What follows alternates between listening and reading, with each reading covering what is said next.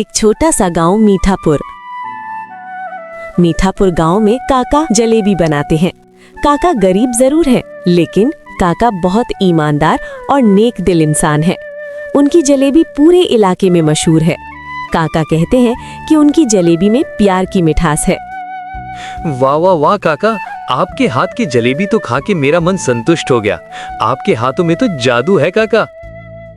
तभी गांव का मुखिया वहां आ जाता है। अरे ओ काका, तुम्हें पता है कि नहीं, मैं इस गांव का मुखिया हूँ और ये जगह भी गांव की ही है, तो उसी हिसाब से ये जगह पर मेरा हक है। और मुझे बिना पूछे यहाँ कैसे जलेबी बना रहा है? मुखिया जी, आखिर मैं भी तो इस गांव का हूँ, तो क्या हो गया तुम्हें बिना पूछे दुकान लगा दिया? तो आखिर मुझे भी हक है, मैं भी इस गांव का हूँ। अरे हो पागल, ये कैसी बातें कर रहा है तू?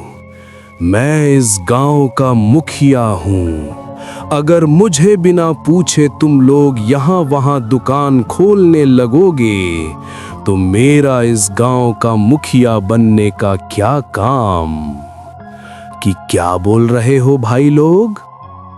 तभी कुछ लोग मुखिया को डर कर, हाँ मुखिया जी, आप सही कह रहे हो। मुखिया काका की दुकान हड़पना चाहता है ताकि वो वहाँ एक बड़ी जलेबी की दुकान बना सके। मुखिया काका को चैलेंज देता है, मगर मेरी एक शर्त। शर्त? कैसी शर्त मुखिया जी? तुम्हें एक दिन में 1000 किलो जलेबी बनानी होगी। अगर नहीं बना पाए तो ये दुकान मेरी हो जाएगी। उतना कहकर मुखिया वहां से चला जाता है। हे भगवान, एक दिन में 1000 किलो जलेबी कैसे बनाऊंगा? काका, एक दिन में तुम कभी 1000 किलो जलेबी नहीं बना पाओगे। आखिरकार तुम्हें ये दुकान मुखिया जी को दे देना चाहिए। काका एक पेड़ के नीचे बैठकर रो रहा है। तभी काका की रोने की आवाज सुनकर वहां पर एक तोता आ जाता है। अरे काका, तुम क्यों रो रहे हो? काका तोते को बोलता हुआ देखकर चौंक जाता है। ये सपना है या सच? एक तोता मुझसे बात कर रहा है। हाँ काका, मैं भी इंसान की तरह बात कर सकता हूँ। मेरा नाम पीकू है। आप मुझे पीकू नाम से बुला सकते हो। मुझे आप जैसे नेक दिल और सच्चाई की मदद कर सकूं, इसलिए मुझे बोलने वाली शक्ति दी गई है। बताओ काका, आप क्यों रो रहे हो? काका रोते रोते सारी बातें पीकू को बता देता है। ओ काका, आपके साथ सच में बहुत बुरा हुआ। काका, आप फिक्र मत कीजिए, मैं आपको एक ऐसी जगह ले जाऊंगा। अगर आप उसी जगह पर जाओगे तो आपकी समस्या की हल जरूर निकल जाएगा। बताओ काका, आप जाओगे मेरे साथ उसी जगह पर? तभी काका को थोड़ा डर लगने लगता है। क्या पता ये तोता असली है या नकली? मुझे कहाँ लेकर जाएगा? और मेरे पास कोई दूसरा रास्ता भी तो नहीं है। चलो, जो होगा देखा जाएगा। हाँ पीकू तोता, मैं तुम्हारे साथ चलूंगा। चलो चलते हैं। पीकू तोता काका को अपने साथ ले जाता है। काका और पीकू तोता जंगल के बहुत अंदर तक जा चुके थे और चलते चलते रास्ते में उन्हें एक फंसी हुई चिड़िया दिख जाती है। अरे पीकू तोता, रुको, वहां पर देखो, एक चिड़िया फंसी हुई है। रुको, हमें उसकी मदद करनी चाहिए। काका वहां जाकर चिड़िया की मदद करता है।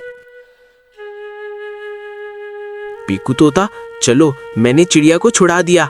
अब चलो चलते हैं। उतना कहकर दोनों वहां से जाने लगते हैं। पीकू तोता जानबूझकर काका को उसी रास्ते से ले जाता है ताकि पीकू तोता को पता चले कि काका आखिर कैसा इंसान है।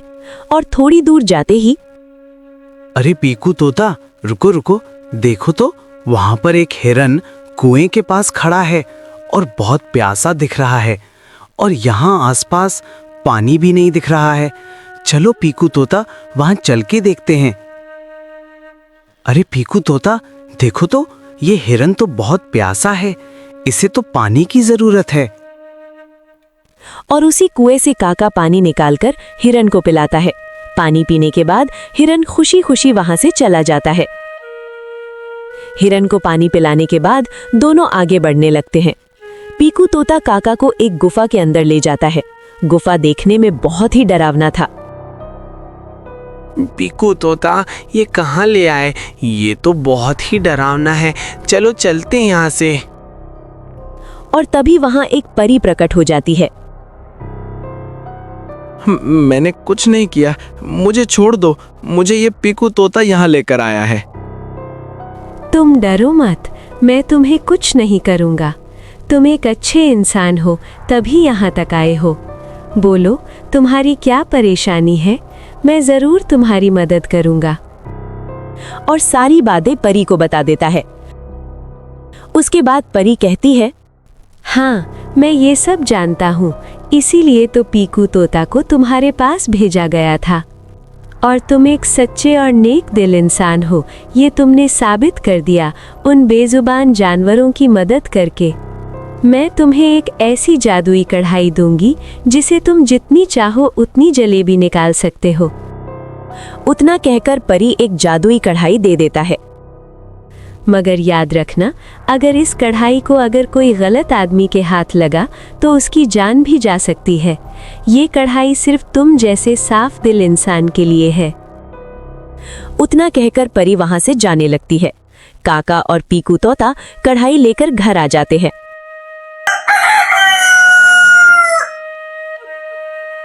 अगले दिन काका कढ़ाई में जलेबी बनाने लगता है और देखते हो देखते ढेर सारी जलेबी इकट्ठा होने लगी। ये सभी गांव वाले देखकर चौंक गए और मुखिया की आंखें फटी की फटी रह गई। रात को जब पीकू तोता और काका बात कर रहे थे, पिक्कू, तुमने मेरी इतनी मदद की, मैं तुम्हारा एहसान कैसे चुकाऊंगा? अगर तुमने मुझे उस गुफा में नहीं ले गया होता तो मुझे ये जादुई कढ़ाई कभी नहीं मिलती।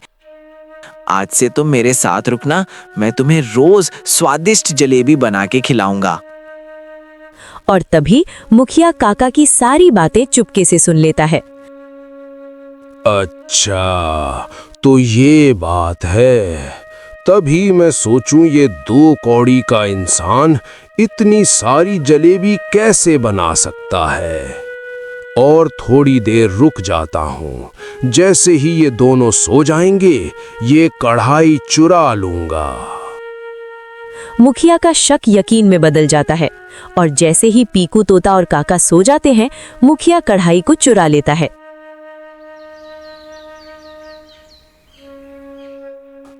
आज तो मैं बहुत पैसा कमाऊंगा। गांव में अब बड़ी जलेबी दुकान होगा।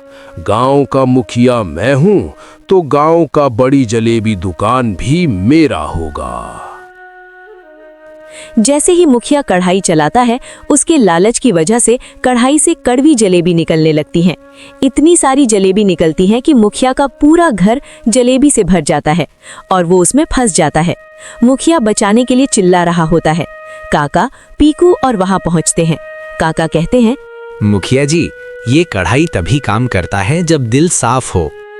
काका अपने हाथों से कढ़ाई को छूते हैं और सारी कड़वी जलेबी गायब हो जाती हैं। मुखिया को अपनी गलती का एहसास होता है। काका जी, मुझे माफ कर दो। मैं आपकी पैर पड़ता हूँ, फिर ऐसी गलती कभी नहीं करूंगा। तभी काका को भी तरस आ जाता है। ठीक है मुखिया, वादा कर कि आज के बाद कभी लालच नहीं करेगा। मुखिया काका के पैर छूता है और वादा करता है कि वो कभी लालच नहीं करेगा। पूरे गांव में मुफ्त जलेबी बांटी जाती है। मेहनत और ईमानदारी की मिठास लालच की चशनी से कहीं ज्यादा बेहतर होती है।